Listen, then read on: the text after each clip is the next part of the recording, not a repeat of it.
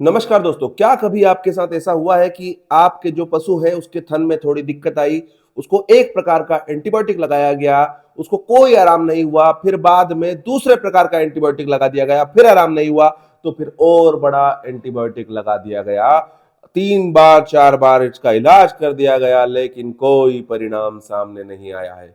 तो ये होता क्यों है? आपके 5,000 10,000 लगने के बावजूद परिवर्तन क्यों नहीं हो रहा है? क्या दिक्कत आ रही है? और थन से संबंधित सब चीजों की सबसे बेसिक सी सबसे आराम से क्या हल निकाला जा सकता है? इन सब का कारण है कि थन की जो स्थिति है, किस तरह दूध बनता है, किस तरह से चीजें होती है, उनकी सही जानकारी का अभाव। तो अगर आप एक पशुपालक हैं या आप ट्रीटमेंट करते हैं तो ये वीडियो बड़ा काम का होने वाला है। आप अगर पशुपालक हैं तो गलत एंटीबायोटिक के कारण आपके हजारों रुपए बच सकते हैं, और अगर आप इलाज करने वाले व्यक्ति हैं तो ये मान के चलिए कि आप किसान का हजारों रुपए बचाने वाले हैं, और मूल जो दवाइयां है वो जब आप लगाएंगे तो जो परिणाम है वो बेहतर आएंगे, और इस तरह से आज हम बढ़ने वाले हैं। तो इस कड़ी में आज हम समझने वाले हैं कि आखिर थन में क्या क्या भाग होते हैं, दूध किस प्रकार बनता है, और किस तरह की चीजें होती है। जब हम ये एक बेसिक स्ट्रक्चर समझ जाएंगे कि थन एक्चुअल में होता कैसा है, उसमें क्या क्या संरचनाएं होती है, और जब कोई बीमारी आती है तो वो उसके किस भाग में आती है, ताकि उसका स्पेसिफिक ट्रीटमेंट किया जा सके, इन सब चीजों के बारे में आज हम चर्चा करने वाले हैं। तो चलिए शुरू करते हैं। और सबसे पहली बात आज हम करेंगे दूध की।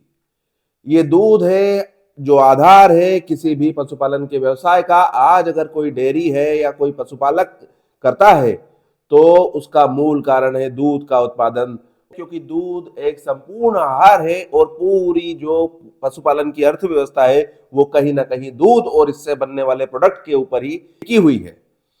तो दूध जो है वो किस प्रकार बन रहा है, किस प्रकार से चीजें हो रही हैं, आज इस बारे में हम जानकारी लेंगे। तो चलिए हम देखते हैं कि जो थन होता है उसकी कैसी संरचना होती है। जो थन है वो स्किन में चमड़ी की जो ग्रंथियां होती है उसका एक विशेष प्रारूप होता है, जो पिछले जो दोनों पैर है उनके बीच में लटका सा रहता है। जो थन है उसमें जो क्वार्टर है उसमें जो दूध बनता है वो किस तरह से बन रहा है, ये प्रक्रिया समझना भी बड़ा आवश्यक है। जब हम ये चीजें समझेंगे तो हम आसानी से समझ जाएंगे कि जब दूध में खून आता है तो वो कैसे आता है, जब लीचड़े आते हैं तो वो कहां से आते हैं, और कौन से जो थन के टिश्यू हैं उस पर कौन से एंटीबायोटिक बहुत अच्छे काम करते हैं। इन सब विषयों में हम आज चर्चा करने वाले हैं। तो जो थन होता है उसके 4 क्वार्टर होते हैं। 4 क्वार्टर मतलब जो थन का जो पूरा वाड़ा है वो 4 भागों में बटा होता है। एक बीच से सेप्टम होता है, एक ऐसा सेप्टम होता है। तो ऐसे ऐसे 4 उसमें सेप्टम हो गए हैं, 4 ऐसे कटोरे हो गए हैं, और हर कटोरे से निकला है एक थन। हम बात कर रहे हैं स्तन तंत्र की। जो स्तन तंत्र होता है वो गाय भैंसों में होते हैं 4 और बकरियों में 2 थन होते हैं। अब हमने देखा कि क्वार्टर 4 होते हैं और 2 अगले क्वार्टर होते हैं, 2 पिछले क्वार्टर होते हैं। तो जो गाय होती है इसमें अगले क्वार्टर सामान्यतः बड़े होते हैं, जबकि भैंस जो होती है उसमें पिछला जो क्वार्टर है, पीछे के जो थन है वो आगे के थनों से सामान्यतः बड़े होते हैं। लेकिन अगर किसी पशु के चारों क्वार्टर एक समान आकार के हो और उसके जो चारों थन है वो एक जैसी स्थिति में हो, तो वो थन या वो पशु कैसा होता है? तो वो पशु सर्वश्रेष्ठ होता है। दूध उत्पादन के लिए ऐसे पशुओं का चुनाव, पशु खरीदते समय ऐसे पशुओं का चुनाव जरूर करना चाहिए। ये हमारे हित में होता है और ये से पशु बहुत अच्छे होते हैं। जो स्तन तंत्र होता है वो 2 प्रकार की कोशिकाओं से बना होता है। आप ये सोच के चलिए कि एक तो ऐसी मशीनरी होनी चाहिए जहां जो दूध है वो बन रहा है, और दूसरा जो तंत्र है वो नलिकाओं का तंत्र होता चाहिए, जिससे कि सारा जहां दूध बन रहा है वहां से वो निकल के उस जगह आ जाए जहां दूध इकट्ठा हो रहा है।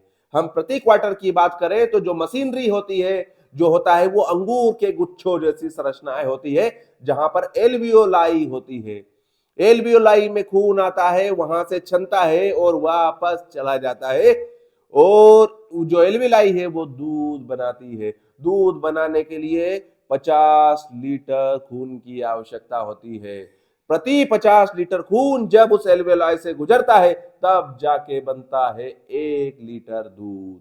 इसलिए कहा जाता है कि जो दूध है वो एक पूर्ण आहार है, इसमें हर चीज मौजूद है और ये बहुत पौष्टिक होता है। जो गाय का दूध होता है उसको तो अमृत माना गया है। उसका कारण यही है कि जो दूध बनने की प्रक्रिया है वो बहुत सूक्ष्म है और बहुत ज्यादा इसमें छनती है चीजें। इसीलिए तो आपने देखा कि 50 लीटर जो खून जब उस एल्वियोलाई से बहता है तब जाके बनता है 1 लीटर दूध। तो जो एल्वेलाई होती है जहां दूध बनता है वो क्या होती है? वो होती है इपिथेलियल सेल। ध्यान रखिएगा, इपिथेलियल सेल। ये बाद में जब हम बीमारियों के बारे में बात करेंगे तो हम इन चीजों के बारे में जिक्र करने वाले हैं कि कोई समस्या कहां से खड़ी हो रही है। वो विशेष प्रकार की इपिथेलियल सेल होती है जहां से दूध का सिक्रेशन होता है और डक्ट सिस्टम बनता है। जब वो डक्ट सिस्टम इस तरह से नलियां होती है, ऐसी हजारों ग्रंथियां होती है जिनमें एल्वियोलाई होती है और वहां सब जगह से दूध बन रहा है और ऐसी हजारों नलियां निकलती है और वो नीचे आती है और एक लोब्यूल, एक कटोरा होता है जिसमें दूध इकट्ठा होता है, वो थन के ऊपर होता है।